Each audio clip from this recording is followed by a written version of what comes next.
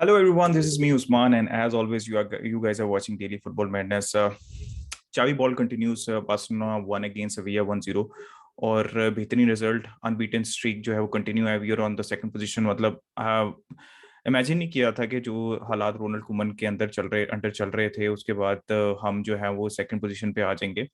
Although league is very far-fetched thing, still I would say कि Real Madrid are absolutely favorites for La Liga. लेकिन it does not matter. The thing is that we are getting better and better with every day. Xavi ball continues as I said. क्या changes लेके आए, हम बहुत बार बात कर चुके हैं कि चावी मेंटालिटी, फिलोसफी, ये सारी चीजें तो चावी ऑब्वियसली लेके आया टीम के अंदर.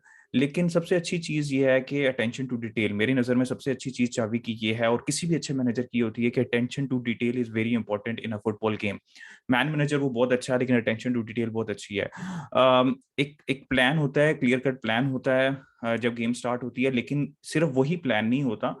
सबसे अच्छी चीज चावी के अंदर जो देखने को मिल रही है वो ये है कि जब गेम स्टार्ट होती है तो वो ओपोजिशन को एनालाइज करता है, और जिस तरह उनका स्ट्रक्चर होता है उसी के मुताबिक अपनी जो है वो चीजें चेंज करता है. अपनी फॉर्मेशन तो नहीं चेंज करता, एक स्ट्रक्चर जो है वो चेंज करता है.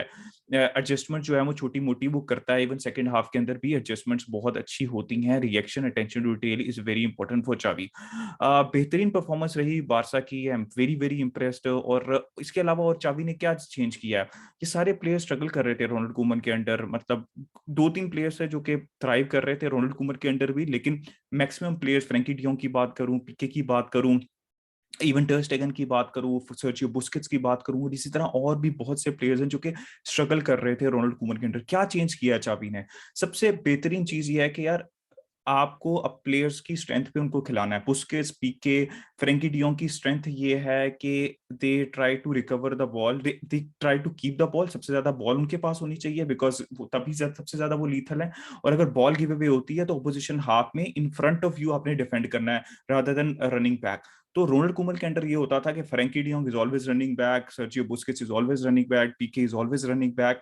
लेकिन ये चीज नहीं है, ये चीज इंप्रूव हुई है. We are always trying to be on the ball. हम we bite like mad dogs. Press बहुत अच्छा होता है as a team, as a unit. एक बंदा भी ऐसा नहीं है जो प्रेस नहीं कर रहा होता, सारे बंदे प्रेस कर रहे होते हैं. तो ये तो मैंने चाबी के सिस्टम के ऊपर बात की, और कर चलती रहेगी. पहले भी करते रहे हैं, लेकिन मैंने थोड़ी सी और एडिशन करनी थी इस चीज के अंदर. गेम के ऊपर आए तो brilliant performance from Barcelona. Frustrated first half था, इवन 60 मिनट्स तक हम थोड़े से फ्रस्ट्रेटेड थे, बिकॉज हम चांस आफ्टर चांस क्रिएट कर रहे थे, लेकिन हम फिनिशिंग जो है, दिस इज वन एक्सपेक्ट. चूंकि मैं थोड़ा सा एक कंस्ट्रक्टिव क्रिटिसिज्म है कि बारसा को ये चीज थोड़ी सी इंप्रूव करनी है, फेरन टोरेस को, अबामेयांग को करनी है. बट वन ऑफ गेम हो सकता है. उनकी मूवमेंट, अबामेयांग की भी, फेरन टोरेस और अबामेयांग का इतना अच्छा गेम नहीं रहा था, लेकिन मूवमेंट उसकी भी अच्छी थी, और फेरन टोरेस की बेहतरीन मूवमेंट थी. Could have easily scored hattrick. इसी तरह अगर मैं ओवरऑल गेम की बात करूं तो मुझे मेरी एक एक्सपेक्टेशन थी कि बहुत अच्छा गेम देखने को मिलेगा, एंड टू एंड स्टफ देखने को मिलेगा. जिस तरह गेम स्टार्ट हुई, एक क्लियर पैटर्न था जो कि रोनाल्ड कुमन के अंडर देखने को मिलता है, कि छोटी टीम भी कैप्टन आती थी, या किसी भी टाइम पे बारसा से मैच होता था, पहले 15 मिनट जो है वो आपने प्रेस करना है. इसी तरह सविया ने किया, और वो डेंजरस भी लग रही थी शुरू के 15 मिनट में. लेकिन उसके बाद it somehow decided, which I was not expecting from Laporte team, जो कि बॉल के साथ मतलब खेलना जो है वो ज्यादा प्रेफर करते हैं, try to be on the ball. लेकिन उसके बाद उन्होंने सिट बैक करना शुरू कर दिया. वो बहुत ज्यादा कॉम्पैक्ट चले गए. दे वर बेसिकली अलाउंग बारसा के आप वाइड चले जाएं. वाइड बारसा के पास कितनी ज्यादा अपॉर्चुनिटीज मिल रही थी. थोड़ी सी कामनेस चाहिए थी वहां पे फाइनल बॉल के अंदर, जो नहीं निकल रही थी. लेकिन सविया की स्ट्रेटेजी बहुत क्लियर थी कि हमने कॉम्पैक्ट रहना है. मिडफील्ड और ये जो हमारे डिफेंडर्स हैं, they would be playing very close to each other. Wide जाने थे, मिडफील्ड से नहीं आने देना. तो जब सविया ने ये काम करना शुरू किया तो बारसा का कंट्रोल आता गया. बारसा ज्यादा कंट्रोल तो था थ्रू आउट फर्स्ट 15 के अलावा. लेकिन उसके बाद क्या हुआ कि कंट्रोल तो आया, बारसा के पास चांसेस भी बहुत थे, लेकिन बारसा चांसेस ले नहीं रही थी. तो क्या हो रहा था, ऐसा ही चल रहा था, और ऐसे ही लग रहा था कि ड्रॉ होगा. पोस्ट पे भी हिट हुआ पीके की, और ऐसा ही लग रहा था कि आज गोल नहीं होने वाला. But then Pedri, the golden boy, amazing यार. मतलब मैं क्या बात करूं, क्या गोल था. दो बंदे लटाए और लटाने के जो एक्सपर्ट हो गया हुआ पेड्री। अब सबसे अच्छी मतलब पेड्री के जब लाइव वॉच अलॉन्ग जब गोल करने से पहले भी मैं एक चीज मेंशन कर रहा था कि पेड्री की सबसे अच्छी चीज क्या है। पेड्री की सबसे अच्छी चीज ये है कि उसका कॉन्फिडेंस लेवल एक अलग अलग लेवल पे पहुंच चुका हुआ है। जब एज अ प्लेयर आपका कॉन्फिडेंस लेवल इस लेवल पे चला जाता है तो फिर आपके पास टाइम बहुत ज्यादा होता है, हर चीज आपकी स्लो मोशन में हो रही होती है, फिर आप रश नहीं करते। और एग्जैक्टली यही चीज पेड्री से देखने को मिल रही है। ही इज नॉट रशिंग, बहुत टाइम है, आराम से अपनी शॉट लेता है। अमेजिंग अमेजिंग यार, क्या गोल था। पीपल विल ऑलवेज रिमेंबर, इस तरह के गोल हमेशा याद रखे जाते हैं। वो गावी का भी जो गोल था वो भी हमेशा याद रखा जाएगा, and such goals are always remembered, and Pedri is one for the future. बेहतरीन गेम थी। I think Pique was amazing, Busquets की बहुत अच्छी गेम थी, फ्रैंकी डियोंग की डिसेंट गेम थी, अराहो की बेहतरीन गेम थी।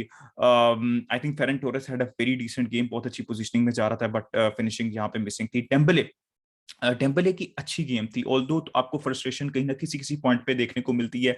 उसके बाद भी बहुत अच्छी अपॉर्चुनिटीज थी गोल करने की, but he didn't take those. कभी डिसीजन मेकिंग में प्रॉब्लम हो रही थी, but he was always a threat on that right hand side with his pace, width provide कर रहा था विच इज रिक्वायर्ड इन अ चावी सिस्टम। सबसे अच्छी बात, एक और चाबी की मैं आपको बताता हूं कि क्या चीज जो है वो चाबी चेंज लेके आया। जब पहला गोल हुआ, it straight away went called Dembele and ask him you have to defend. ठीक है, आपको प्रेस करना है। और उसके बाद आपने देखा कि 3-4 दफा डेम्बले ने बॉल विन की, और वो रीजन है कि attention to detail. He knew I have to talk to Dembele. Goal हो गया, हमने गोल खाना नहीं है, एंड उसने वो प्लेयर से बात की जहां पे उसको पता था कि थोड़ी सी जो है वो लैक ऑफ कमिटमेंट दिख सकती है। But again credit goes to Dembele, he was amazing. Last जो 25 मिनट्स थे, he was basically pressing with the team, और फिर उसके बाद स्टैंडिंग ओवेशन भी मिला। और आई रियली होप कि डेम्बले जो है वो कॉन्ट्रैक्ट एक्सटेंड करे on Barca terms, not 25-50, 25 million, 30 million. I don't want that, even I don't go for 15 million, 8-10 million maximum जो हमारा सैलरी स्ट्रक्चर है उसी के अंदर डेम्बले जो है शुड बी एक्सटेंडेड। तो आई वुड बी हैप्पी कि डेम्बले एक्सटेंड करता है contract, because this is what he owes to Barcelona for the last 4 years. So guys, amazing performance. Very happy. I really hope Xavi Ball continues. It was not 4 goals FC today, but again a very good solid performance. और why आखिरी चीज, last but not least, clean sheets भाई। अल Clasico clean sheet, सविया के case clean sheet, भाई कौन सी दुनिया में रह रहा हूँ मैं, मुझे तो समझ नहीं लग रही। अमेजिंग यार, अमेजिंग अमेजिंग। तो बहुत मजा आया कल का मैच देख के। आई रियली रियली होप के Barça comes back to what they were before. Or guys, this was the video. To आप subscribe करें if you like the content of the channel, like the video, keep enjoying football. Until next time, it's a goodbye from me.